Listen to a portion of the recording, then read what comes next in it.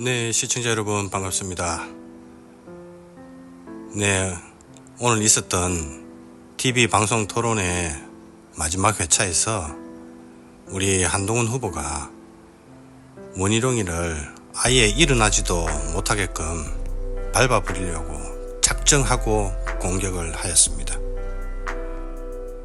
먼저 원희룡이 캠프 대변인 이준우가 한동훈 후보가 법무부 장관 시절 추미애처럼 일을 했어야 했다라고 비판한 것에 대해서 원희룡이에게 본인의 의견은 어떠냐고 물었습니다. 그런데 정말로 원희룡이가 그런 사실이 있었다는 것을 몰랐을까요? 하여튼 대단합니다, 원희룡이. 이어서 한동훈 후보는 원희룡이의 간에 붙었다 쓸개에 붙었다 그 기회주의적인 카멜레온식 정치 행태를 비판하기 위해서 세 가지 공격 아이템을 준비했었습니다. 하나하나 공격할 때마다 원희룡이는 한 팔이 떨어져 나가고 한 다리가 떨어져 나가고 결국 완전히 엎어졌습니다. 한동훈의 그 화끈하고 쏘기다 시원한 공격 장면 한번 여러분들과 같이 시청해 보시도록 하겠습니다.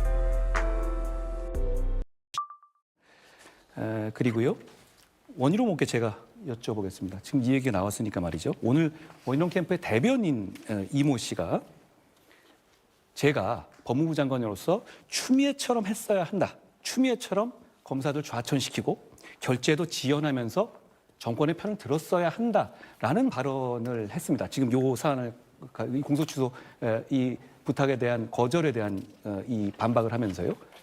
어떻게 생각하십니까? 정말 제가 추미애처럼 했었어야 한다고 생각하시는 겁니까?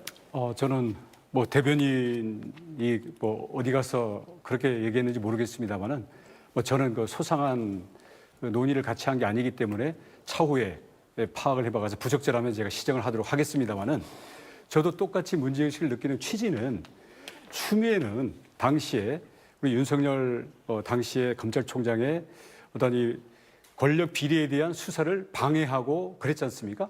그렇기 때문에 결국 문재인 정부가 무너지는 그런 결과가 됐지만 지금 우리 공소 취소, 특히 패스트트랙에서 우리 동지들이 정말 희생당한 이런 것들에 대한 지위는 지금 뭐 아까 검사가 제가 법무부 장관이 권한이 없다라는 게 제가 질문 더 하겠습니다. 장관의 일반적인 지위 권한을 회피하는 거다. 저는 정치인으로서 그 사건은 당원들이 희생을 감수한 것이고 대단히 고맙게 생각합니다. 거기에 대해서 적극적으로 당대표가 되면 지원할 거고 제가 해결할 것이라는 약속을 분명히 드립니다.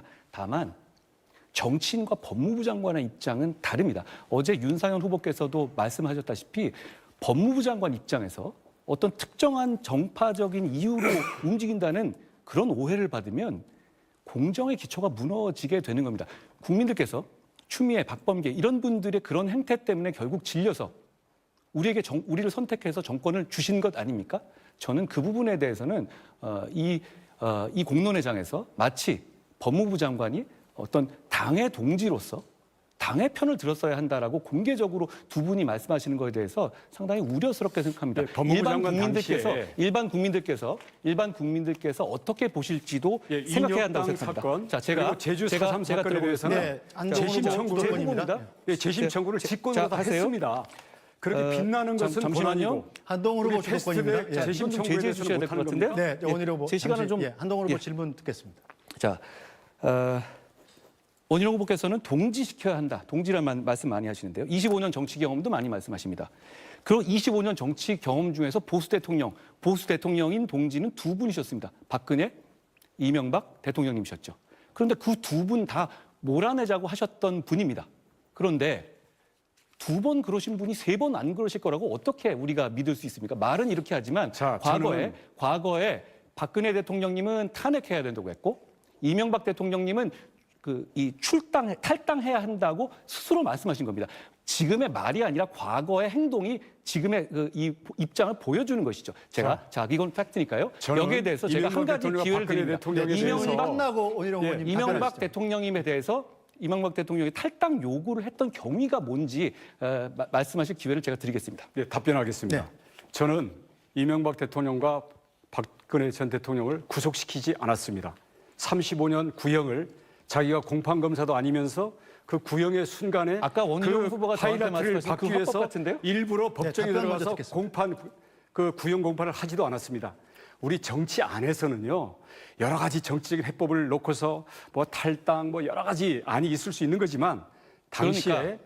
정말 우리 보수 정권의 대통령과 그 주변에 1000명 또 100명 또 자살하신 5명 여기에 대해서 정말 너무나 잘 드는 자, 잔인한 칼을 여러분, 쓰셨던 분이 지금 저는 당내 원희룡 정치 후보에다 상황을 말씀드리고 싶은 것은 문제삼는다는 원희룡 후보는 그러면 정치 역시 상황이 바뀌면 윤석열 대통령에 대해서도 얼마든지 탈당을 요구할 수 있다는 얘기 아닙니까? 지금 말씀 늘 주시는 메신저를 공격하면서 자기는 빠져나가는 이 패턴 이제는 아니요. 너무 익숙해서요 먹히지 않습니다. 자, 유일하게 동지로 모셨던 대통령 두 분은 몰아내겠다고 하신 분입니다. 그분이 어떻게 세 번째 안 그러겠다고 장담할 수 있는지 그 답을 해주십시오. 저는요 그 두 분의 사례에서 집권 여당이 분열하고 예를 들어서 탈당하고 이러면 우리 모두 망한다라는 교훈을 정말 저희는 뼈저리게 교훈을 느꼈습니다. 저는 만약 그때로 다시 돌아가서 한다면 그렇게 하지 않을 것입니다. 매번 후회만 그렇기 때문에 하시네요. 앞으로는 그런 위험이 우리에게 덮치는 것을 막기 위해서 저는 모든 것을 다 할 것입니다.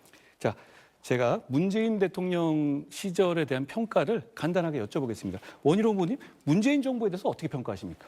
총체적인 대한민국의 해체를 시도한 다시는 나타나서는 안 될 정권이라고 생각합니다. 2018년 제주도지사 당선 직후에 원 후보님은 문재인 정부 점수는 80점이고 굉장히 높은 점수다 이렇게 말씀하시면서 반면에 박근혜 정부 점수는 마이너스다 이렇게 말씀하셨습니다. 두 정부를 비교하신다면 어디가 더 우월한 정부입니까? 이게 아직도 검사 체질 못 벗어나가지고 아니, 답을 해주시면 됩니다. 자료 다 뒤져가지고 그 말 해가지고 이걸 이게 공격이라고 생각하십니까? 본인이 앞으로 했던 말이니까 답을 당내 해주시면 토론 이렇게 됩니다. 하실 겁니까? 답을 해주시면 됩니다. 예, 저는 당시 2018년 제주도 지사로서 당선될 때에는 탄핵이라는 그 후폭풍 때문에 보십시오. 대구 경북 빼고는 전부 민주당으로 넘어갔습니다. 하지만 저는 아니, 평가가 제주도라도 어땠는지 말씀해달라는 민주당에게 말씀입니다. 넘겨주지 않기 위해서 저는 무소속으로 출마해서 결국 지켜냈고 다시 바로 복당을 후보님? 했습니다. 그러니까 저는 그런 이 상황을 두 겪어보지 정부의 않은 평가를 사람이요. 말씀해달라는 겁니다. 남이 어려운 그 상황에 있어보지 않으면서 그것을 원 후보님? 밖에서 보던 그 입장에서 원 너무 후보님, 쉽게 얘기하시는 게 답을 아닌가 해주시면 싶습니다. 됩니다. 그때 그렇게 말씀하셨는데 그럼 지금 생각이 다르십니까? 지금 박근혜 정부를 더 높이 평가하십니까? 공감 능력이 너무 없으시기 네, 때문에 한동훈 후보 다른 후보께 질문하실 시간입니다. 이렇게 따지는 것 자체가 저는 2018년 매우 부적절한 6월에는 거라고 생각합니다. 문재인 대통령의 도덕성과 진정성, 서민 복지 정책을 생산하는 능력으로 볼 때 제주에서 원희룡이 문재인 대통령의 철학, 국가 비전과 보조를 맞추면서 가장 잘 실현할 수 있는 사람하고 일하고 자부한다라고 말씀하셨습니다. 그건 진정한 생각이 아니셨던 건가요? 정치를 하다 보면요. 예를 들어서 대통령과 우리 시도지사 협의회로 가끔씩 만납니다. 제주도의 이익을 놓고 제주도의 도민들을 발전시키기 위해서 현직 대통령에게 덕담도 할 수 있는 거죠. 그러면 정치는 원희룡 후보가 그런 정치를 폭이 하다가 있습니다. 윤석열 대통령은 이게 이런 식으로 무슨 배신하지 않을 거라는 걸 어떻게 믿습니까? 검찰의 잣대를 가지고요 정치를 볼 수 네, 없습니다. 한동훈 후보 다른